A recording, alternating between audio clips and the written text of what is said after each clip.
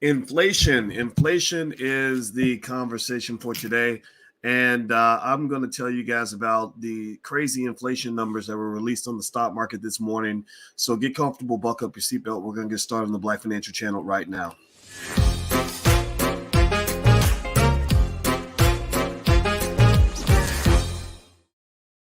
Hey, what's going on, guys? Welcome to the Black Financial Channel. That's theblackfinancialchannel.com. My name is Dr. Boyce Watkins. I'm your friendly neighborhood finance professor.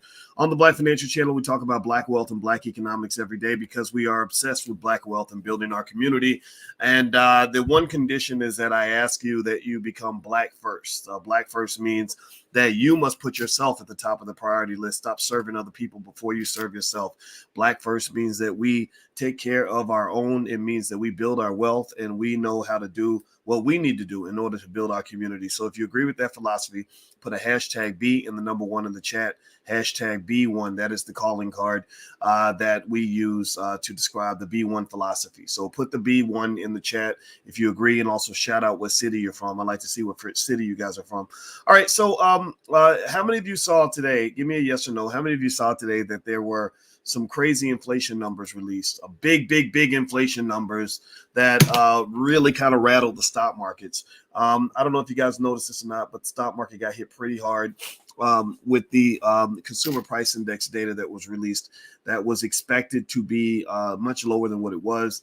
A lot of times in the stock market game, the big measuring stick is how did the number compare to what was expected? Well, in this particular case, the number did not compare favorably. It was hit, the economy was hit pretty hard. This adds more fuel to the existing debate over whether or not the inflation caused by all the money being pumped into the pandemic economy was going to be transitory or permanent. Transitory or permanent. Transitory means short term, permanent means long term, right? So basically, there were people in the Fed, particularly Jerome Powell, the chairman of the Fed, who actually is a pretty smart dude, who basically said that inflation is transitory, it's short term, it's not going to last that long. But then there are people who said, no, this is serious. This is a big deal. This is going to really kick us in the butt. We're going to pay a big price for this. And it looks like right now, the long term, the permanent people are winning that debate. This evidence is bad. It doesn't look good for them, and it's going to be a mess. So let me do me a favor, hit the thumbs up button. Whatever platform you're watching from, please subscribe to that platform. We are building Black-owned media. We can use your help. Black people must own our own media. So if you're not subscribed, I hope you will subscribe to every single thing you see from our company, because we are trying to build Black-owned media, and we're trying to reach as many people as we can with an independent Black voice. And believe me, when I go live, nobody's telling me what to say ever. Except maybe my wife. I mean, she's, I wake up next to that lady and she's gorgeous. So, but outside of that, don't nobody be telling me what to say. Yeah. All right. So anyway, let me read some of this to you guys. This is the big story today. Inflation. Inflation is the big news. Inflation soared 6.8%. That's the fastest pace since November of 1982. 1982. How many of you, give me a yes or no, if you even remember anything about 1982? How many of y'all even remember 1982? I do. I'm 50, so hey, that's life, right? How many of y'all even remember 1982? I remember 1982. Some of y'all are like, what are you talking about? Some of you are like, wait a minute, that was 5 years before I was born. Yeah, my name is Corey. It says nope. Thank you, Corey. You've ruined my day. You make me feel old now. But seriously, though, 1982 was a long time ago. I think that's when Eddie Murphy came out with Trading Places or something like that. And he was 21 years old at the time. And he still looks the same, which is really amazing. But I guess, like he said, money don't crack. Anyway, this is the biggest move in inflation since 1982. I mean, that's a long time. That's almost 40 years. 40 years. So this is huge. This is big. There's going to be a lot of conversation about, there's going to be a ton of discussion about where this inflation is going. Inflation is bad, but the real nightmare is what they call stagflation. Stagflation is, and I'm telling you, let's say that one of these variants, I told you guys the Omicron variant, we talked about that a lot. The Omicron variant turned out to be kind of a nothing burger for the most part in terms of economic slowdown, in terms of death rates, things like that. But what if there's a variant that really is scary? I can't help but wonder whoever is doing this gain of function research, I believe they do that. I believe they sit around and I think they do find ways to make viruses more deadly. I'm sorry, I believe that. I know the history of China. It wouldn't surprise me if this thing was created. If it wasn't an accident, let me say that. I'm not going to get into conspiracy theories, but I put everything on the table because I want to understand what's going on, not the propaganda. I want to know what's going on. So here's my point. What if there is another variant that comes out that really is dangerous? Like, what if there's a variant that comes out that makes me say, you know what, forget it, man. I'm getting the jab. I'm gonna get double jabs. I want the jabs and all the boosters. Like, what if there's a variant where it's like it kills 10% of the people that it infects? Well, then what that's gonna do? Here's the point. I'm not gonna talk about the health side of it. I'll let you kind of process that on your own. But the economic side would be absolutely devastating. I mean, absolutely devastating. You're talking about you're really talking about something that could cause the economy to go flat. Now, here's the problem. You've already got inflation.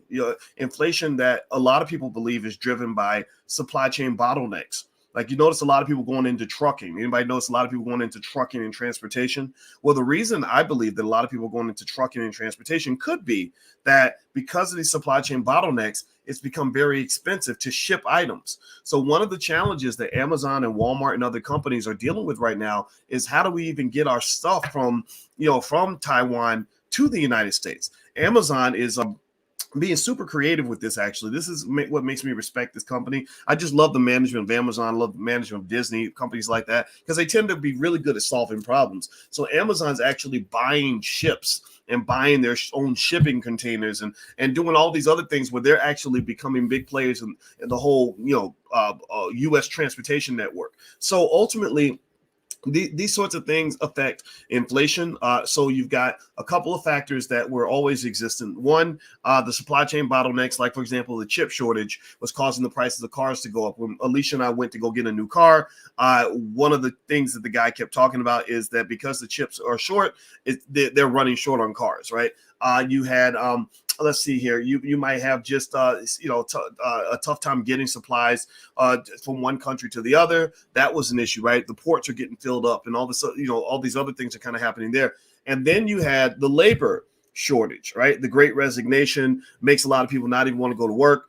Who can blame them, right? Because we haven't raised the minimum wage in many, many years, which means that we are disrespecting the American worker because American workers are an important part of the process, yet they don't get sort of treated that way. And now you've got higher prices for food and other forms of supplies. So the inflation is kind of spreading out a little bit. So what does this mean? One, if you own stocks in energy companies, like the price of oil tends to go up when things like this happen. So that could be maybe a plus, depending though. Because the other thing that affects the price of oil is how the economy does. So if another variant comes out, here's my point. If another variant comes out, and the media loves their variants, they release variants the way rappers release a new album every year. If that variant is really deadly and it really does cause a slowdown or a lockdown or a shutdown of international transportation and trade, then you're probably going to be dealing with something very, very ugly called stagflation. Stagflation is basically like a financial STD that you have a hard time getting rid of. Like, seriously, stagflation is when the prices of everything goes up, but the economy is going flat. And so you're not even able to deal with the inflation with increased economic activity. It's like I don't know. I can't think of another comparison. I was going to use one, but it probably wouldn't even work. But in general, stagflation is something you don't want to have. If they start using that word a lot, then that means your economy's in big trouble. The economic experts, again, you guys know, these are the people I study with in graduate school. When we, a bunch of us PhD types, they have a hard time dealing with stagflation. They have a very difficult time getting the economy moving again while not also exacerbating the inflation play. So what's happening right now is that a lot of people said this, and I agreed with them actually, that the Fed kind of overdid it. They were pumping money into the economy like crazy, and they didn't stop. Right. There was a point where people were saying, look, we're doing okay now. Stop it. Stop lowering interest rates. Stop doing that. Right. And it's great if you're an investor because you're making all this money and your stocks are going up. But the problem is that there's a downside. It's like constantly pumping steroids into an athlete or constantly pumping medicine into the baby. Like there's a point where the baby is going to have a negative reaction to the medicine, or if the baby gets sick again, the medicine won't work because you built this massive tolerance to the medicine that is going to cost the baby later on in life, right? So that's why you don't inject your baby with antibiotics when they're two, like crazy, because when they get 60 and they really need antibiotics, those antibiotics won't work. Do you follow what I'm saying? Okay. And so anyway, this is what you're dealing with right now. The Fed is running out of tools they can use. They are at their wits' end, in my view, in terms of how they could respond if there was another variant that caused a significant economic decline. Their back is against the wall in that regard. I really worry about that. Now, first of all, I'm going to give a shout out to Dr. Nicole Price. I see Dr. Nicole Price in there. Everybody should follow Dr. Nicole Price. Dr. Price, if you're in here, say something, because Dr. Price is super smart, and I just love this lady to death, and I think she's amazing. I know I owe you a phone call, so I'd love to talk to you this week. Everybody should go follow Dr. Nicole Price if you haven't done that yet. She's a real cool lady. All right, so anyway, do me a favor. Hit the thumbs up button. Thumbs up, thumbs up, thumbs up. Share, subscribe if you haven't done that yet. Subscribe to whatever platform you're on. Also, don't forget that tonight at 8 p.m. Eastern, if you're watching on Friday, if you're watching this live, we are doing a free Forex event in the Black Business School. You can go to boycewatkins.com and you can click on the link at the top. It's with Courtney Logan, who's an attorney, who's a Forex expert. So just go to the link at the top on boycewatkins.com, or if you're on Instagram, the link should be in the bio. So click the link in the bio. All right, so let me read some of this that's here on MSNBC or CNBC. They said that the World Health Organization says the Omicron variant could change the course of the pandemic. So the World Health Organization is still talking about it. I don't think people are reacting to the Omicron variant as much. They said inflation accelerated at its fastest pace since 1982 in November, the Labor Department said Friday, putting pressure on the economic recovery and raising the stakes for the Federal Reserve. The Consumer Price Index, which measures the cost of a wide-ranging basket of goods and services, rose 8.8% for the month. Good for a 6.8% pace year over year, and the fastest rate since June 82. Excluding food and energy prices, the so-called CPI was up 0.5% for the month and 4.9% from a year ago, which itself was the sharpest pickup since mid-1991. The Dow Jones estimate for a 6.7% annual gain for headline CPI. Okay, so the estimate was about 6.7%. The realization is about 6.8. It's not out of the park yet. It's not like it's a crisis mode per se, but it is something that people are going to be talking about. The Labor Department said the increases for the food and energy components were the fastest 12-month gains in at least 13 years.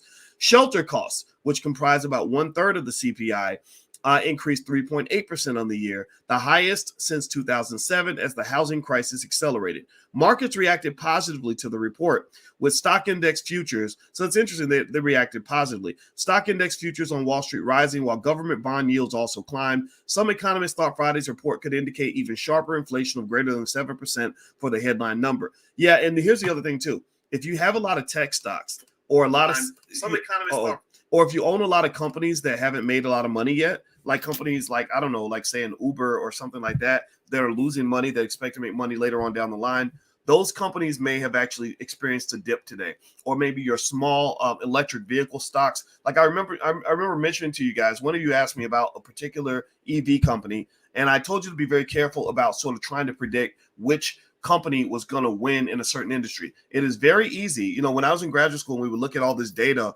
on stocks and we would write our research papers on what was going on with the data. We never ever looked at individual stocks. We almost never ever looked at individual stocks. Let me say it again. We almost never ever looked at individual stocks. A lot of people talk about individual companies, and here's the deal. That's not a productive way to invest, to be honest with you, because it's very difficult with the amount of volatility that can occur within the life cycle of one particular company. It's very difficult to predict that. With the data that we had, and when we analyzed and we did our research and our statistical analysis, we always worked with portfolios of companies. Portfolios. Think of portfolios like herds of animals, right? If somebody asked me about, you know, if you go to Africa, you're going to see thousands, maybe millions of zebras, right? But one zebra is unique, right? He's got his own unique characteristics. It's better to look at a herd of zebras, right? A whole pack of zebras can sort of tell you things about, okay, which way do the zebras run in the wintertime, right? You don't want to follow one zebra, you want to follow the herd, right? Or what tends to happen in the life cycle of a zebra when he becomes an adolescent versus when he gets older, right? You want to study thousands of zebras, not just one zebra. Do you follow what I'm saying? So with stocks, when you're looking at one stock, you're going to get a lot of noise in that expectation. Noise is just a lot of extra, what they call idiosyncrasies, specific things that relate to that company, like whether the CEO was having an affair and was forced to resign because he was using cocaine, just whatever, right? Whereas if you look at a whole portfolio of companies, it's much, much easier to predict because you get rid of a lot of noise, right? So basically, here's what I would say.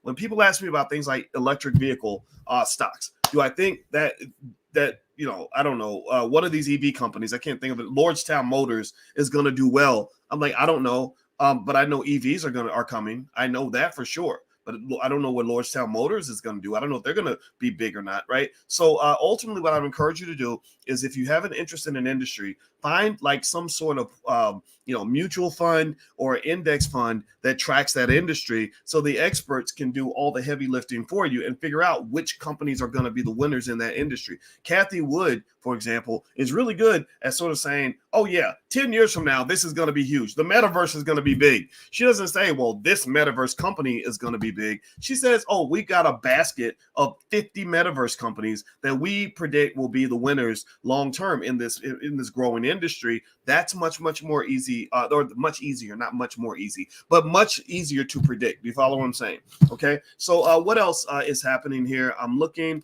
Do me a favor, hit the thumbs up button, thumbs up, share, subscribe button. Oh, and by the way, if you want to get your Black Wealth calendar before Christmas, you have to order it today. You have to order it today in order to get it before Christmas. And they make great Christmas gifts. I put it together every month. It's like a picture of a Black family, or with me sitting there kind of giving you like some sort of financial advice or tips or information.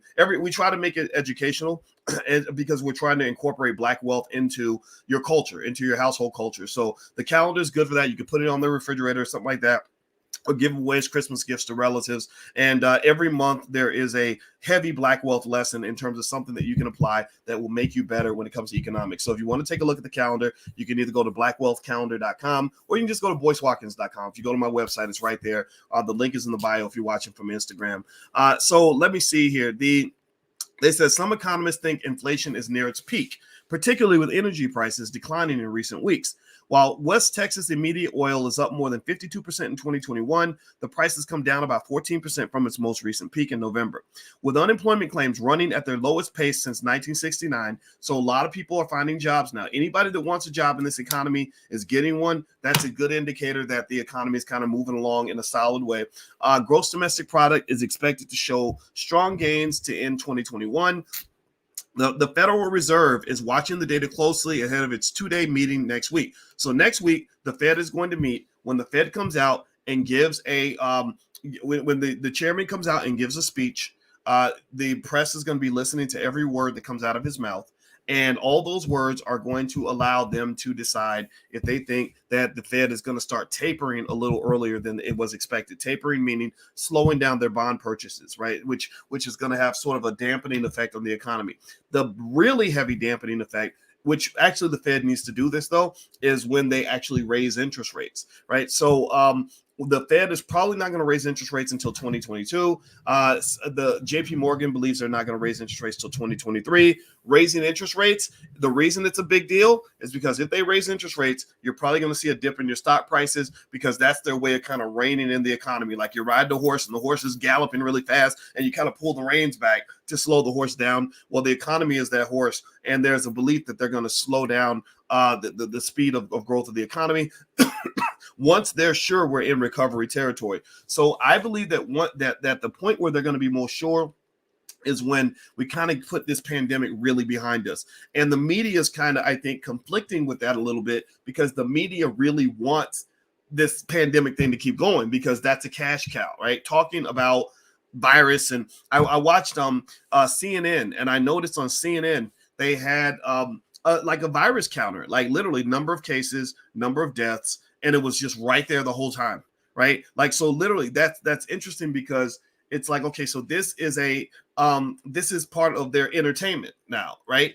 Fear is a type of entertainment, in case you haven't noticed that, right? So effectively, it doesn't. I'm not, we can judge what that means or whatever, but what I'm really seeing there is that the media isn't going to let this go. Right? They're just not. They're going to look everywhere to find any interesting story they can find anywhere on earth that will give them something else to talk about. And I think that vested interest that they have in sort of keeping this in the headlines is going to conflict a little bit with the Fed having the ability to make an assessment to say, okay, the pandemic is officially over. The pandemic to me is like the war in Afghanistan, right? Remember when George Bush in 2003 or 2004, whatever year it was, went out on that ship in that bomber jacket pretending to be a soldier? Shout out to the real soldiers in the room. He's not a real soldier. He went out on the ship pretending to be a soldier, and he had the big sign up that said "Mission Accomplished." Y'all remember that?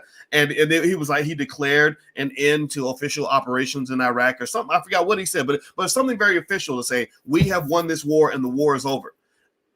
16 years later, it wasn't until 16 years later that we officially withdrew from Afghanistan, right? And so ultimately, I think that the pandemic's kind of like this. Instead of it being a war on terror, now it's a war on a virus, right? There's always a war. War is very profitable, right? So I think it's better to have a war on a virus than to have a war on people, right? I don't want to go to war with China. So if this is the next best thing, then whatever. But I believe that we're always going to be in a war, and wars are very profitable. And I believe that this is a war that's going to last for a very long time, because so ultimately, I really am kind of concerned that the Fed isn't going to kind of see it the same way, and then sort of say, you know what? Yes, it's out there. We have plenty of measures to protect ourselves, but the economy is roaring along. So it's time for us to taper. It's time for us to raise interest rates, because you have to do that. Because if you don't, then what's going to happen is the Fed's going to run out of tools they can use in the event of a real catastrophe. Like if there's really another catastrophe, like God forbid, I hope this doesn't happen. Let's say that then a war breaks out tomorrow. Let's say somebody launches a nuke at a major U.S. city or something. That sends the economy in a tailspin. That kills your stocks are dropping by 40% in a day, right? All this stuff is happening. The Fed would have almost no tools to use. No tools. It reminds me of when I knew a lady who had an overbearing mother-in-law who felt like she knew how to raise her baby better than she did, right? And y'all know how it is, right? When the lady has a baby, there's like the older mother, the grandma. Who you ever seen that where the grandma just kind of like ignores whatever the mother wants, and you have to fight for in a territorial way to like that's my baby, right? So basically, this lady told me that every time she would drop her son off to his grandmother, the grandmother would always call them every week without fail. She would say, "Oh, the baby got sick, so I took him to the hospital and I got him some antibiotics." And she was like, "But he was fine when I dropped him off.